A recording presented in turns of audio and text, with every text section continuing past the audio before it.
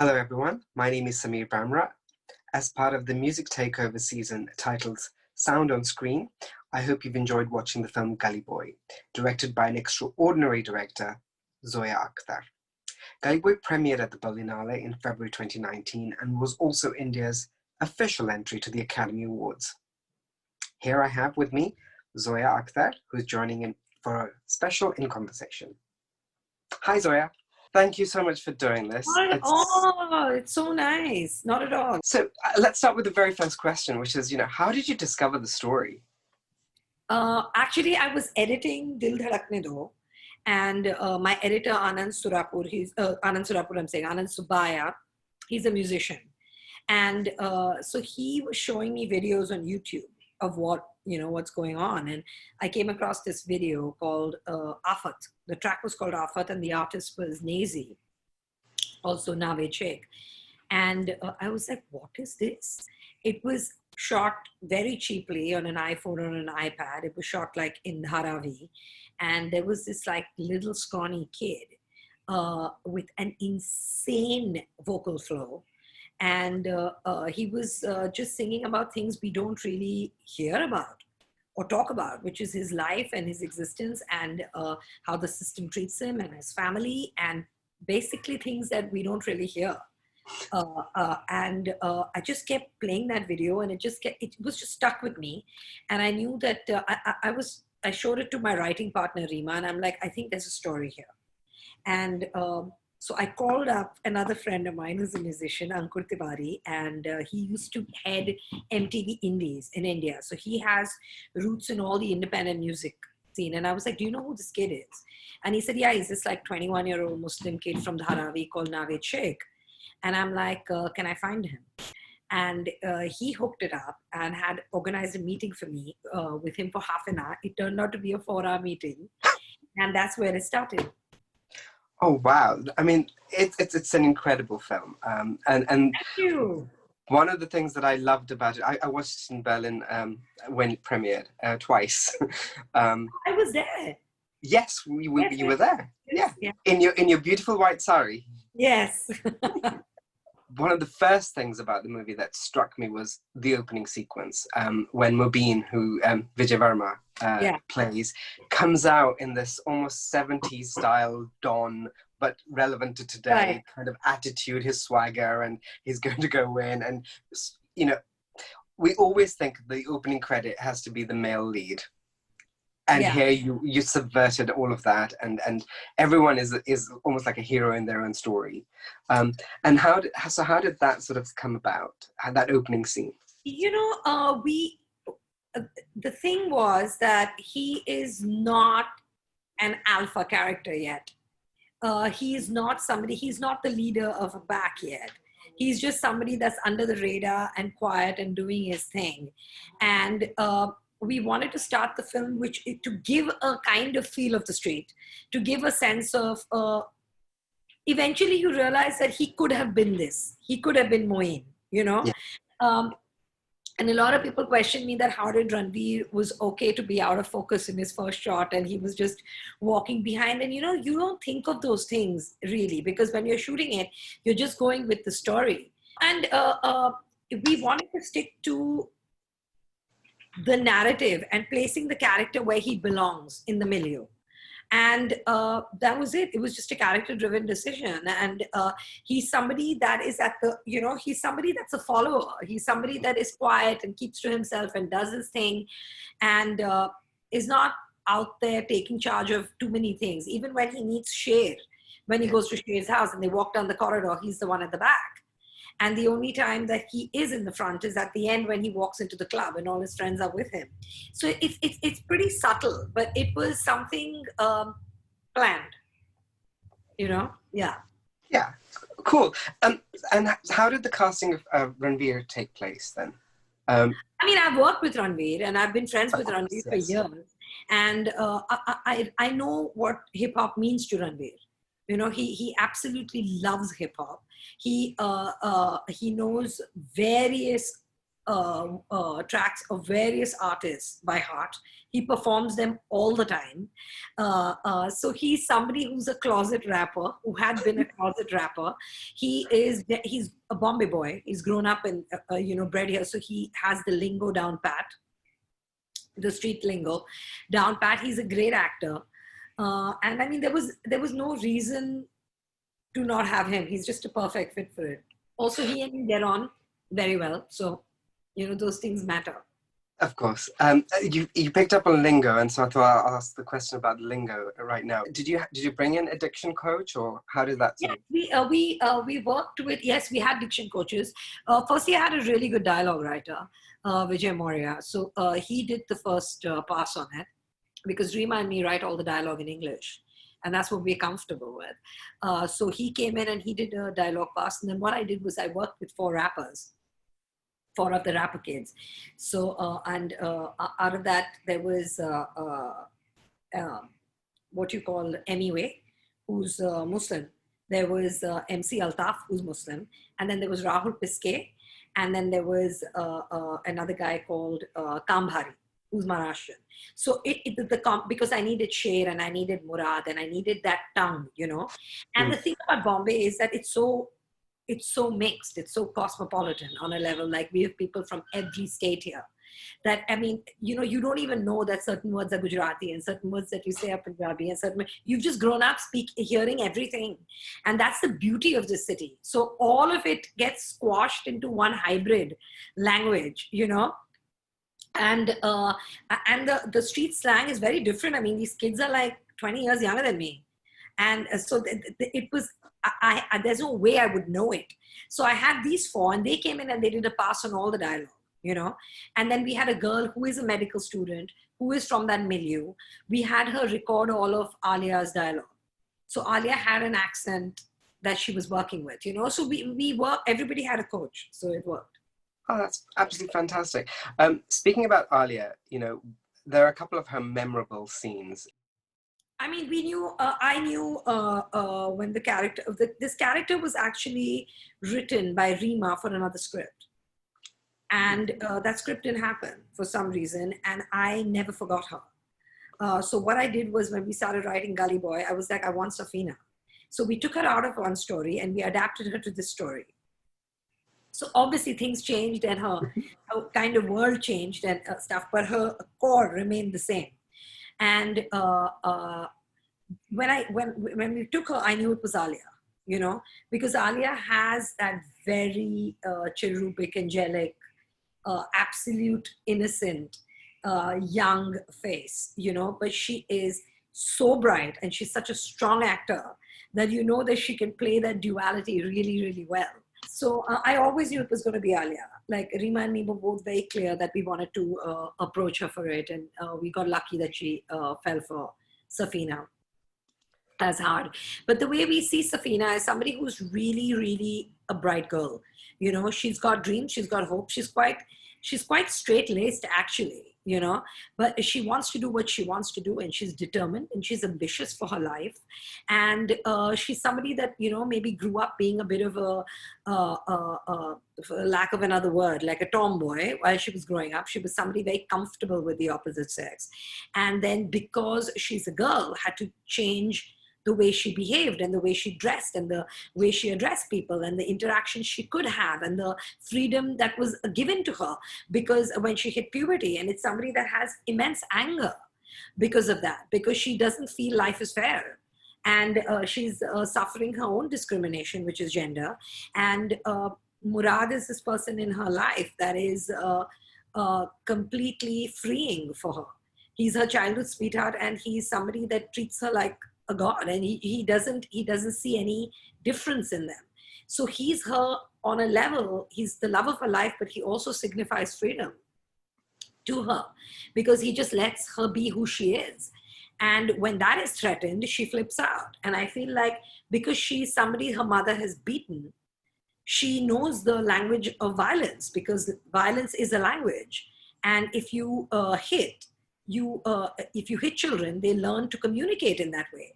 They learn to hit because they feel that that's a form of communication. So that's basically the way we saw Safina. Um, I heard a little rumor that when you cast Alia, that she was so focused onto the role that you almost uncast her because she wanted sessions or meetings or something. No, we never uncast her. But I was in the middle of doing Made in Heaven. Okay. And she was like wanting to, start readings. And I was like, we have time. And then, her manager called me, the head of the agency called me. Everybody was like, can you please meet Alia? Because she's very dogged and she works very, very hard. She takes nothing for granted. But that's amazing. That's incredible. Yeah.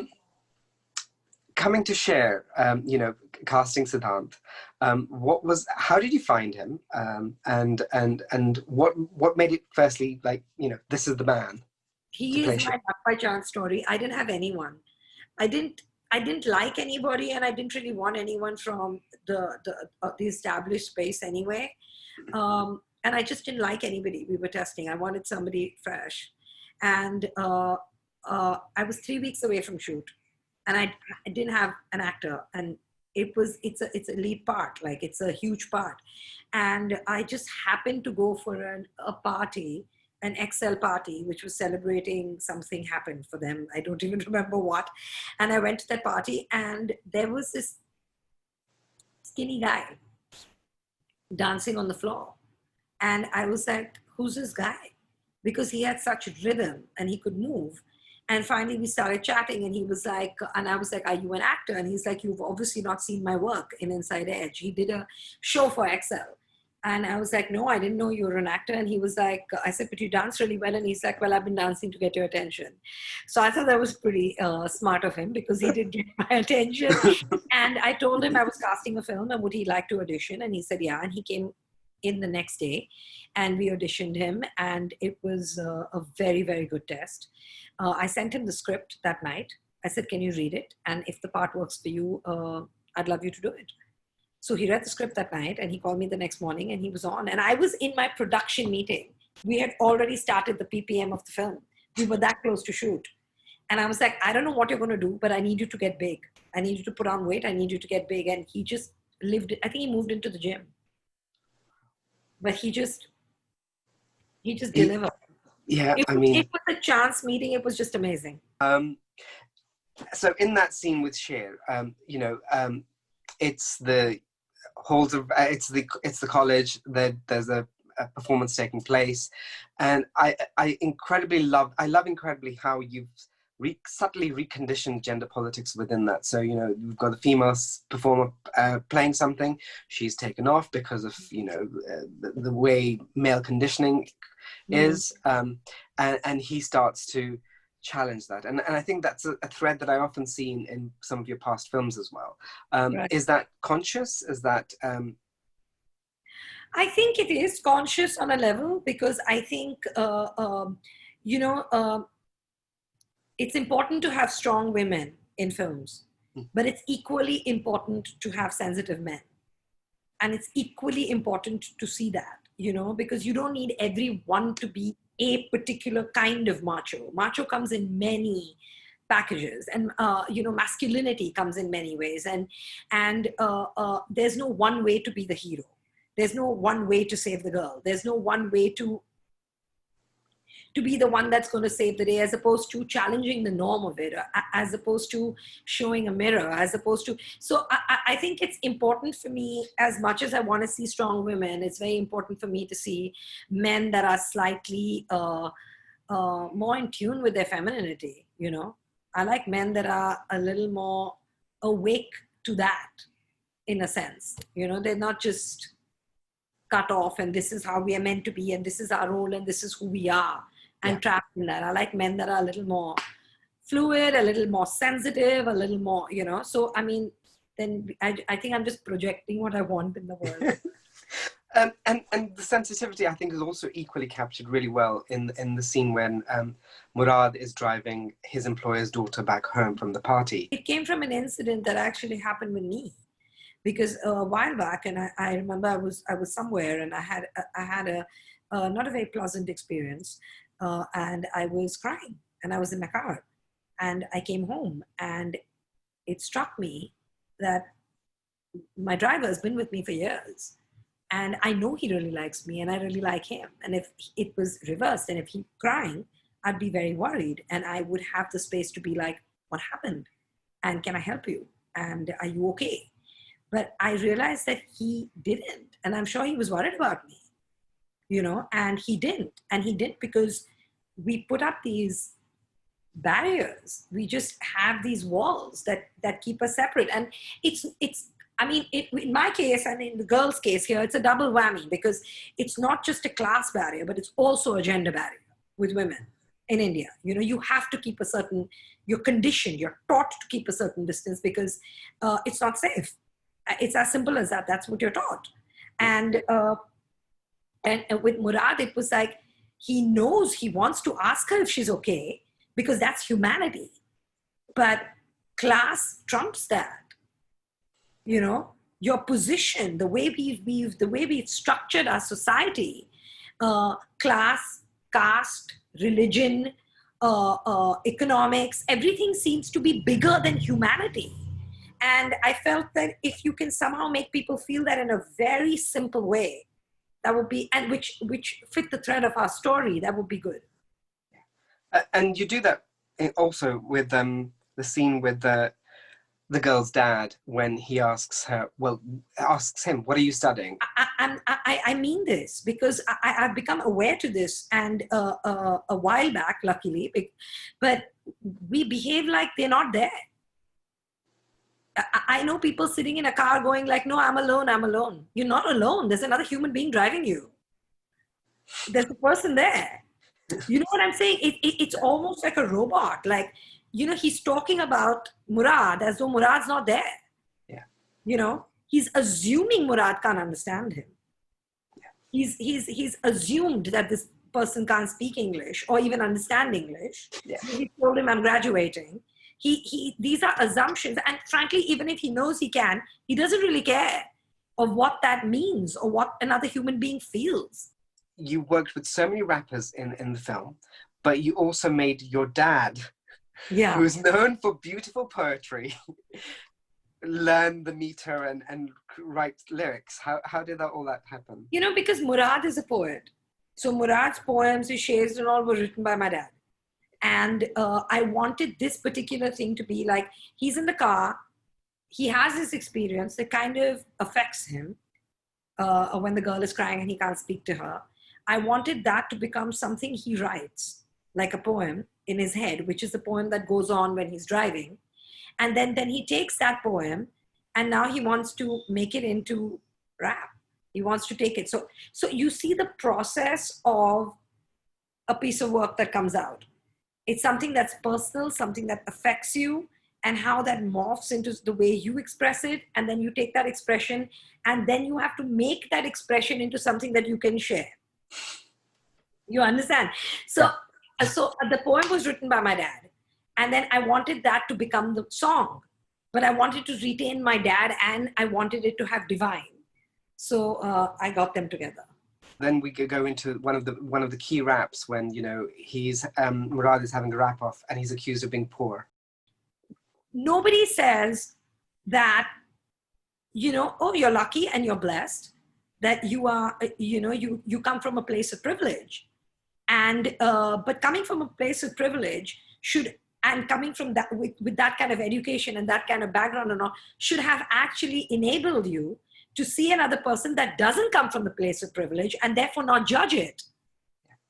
You know, and when you do that, then you need to be told, honey, like there's a problem here, you know, because you laughing at me for what I don't have, but you only got it because of where you're from. And I'm not going to diss you for that, but don't diss me for my lack. And I think that understanding needs to happen. In the film, Sher plays Murad's mentor, but I hear that during the filming of it, it was the other way around. Right. Well, it was the other way around because it was his first film, and he'd never done a movie before, and it was his first thing, and he was here, and it was very overwhelming on a level. He's a kid, and there was Ranveer, who's been there, done that, and is an old strong hand. So he just took him under his wing and like coached him, and it was actually the reverse of what was happening behind the scenes. It was good. And so were they bouncing off each other? Because, you know, quite often directors tend to, I watched the Frankenstein at the National Theatre some time back, played by two amazing lead actors, Benedict Cumberbatch and I forget the other actor. And they were, one day one was playing Frankenstein, the other day the other one was playing. That's fantastic, yeah. So they were both learning about each other's characters at the same time. And so this is what it reminded me of, is when I learned about that, is that here's the director saying, well, you're going to be playing him, learn from him, and you're going to learn from him. Yeah. It was pretty interesting, because it would be completely the opposite equation off screen, and then the camera would come on and the equation would just flip, you know. Wow. It was nice. Yeah. And let's talk about Dharavi, because you've shot the film, some very fantastic sequences in Dharavi, but also you worked a lot with the people who live there. Yeah. I mean, the thing, like all the background, all the extras, everyone in the film is from there. Like that we shot with over there. It made perfect sense. I mean, we were really lucky, because my production designer, we couldn't build a set. It would have been completely fake. So she was like, find me a plot of land. And at the same time, you can't go in there and take over people's homes, because they are working. You can't disturb them. We had a good like 5-week shoot there. So you can't just go in there and be like, we are taking over your life now. You know, we're shooting nights, we're shooting days. You can't disturb a community.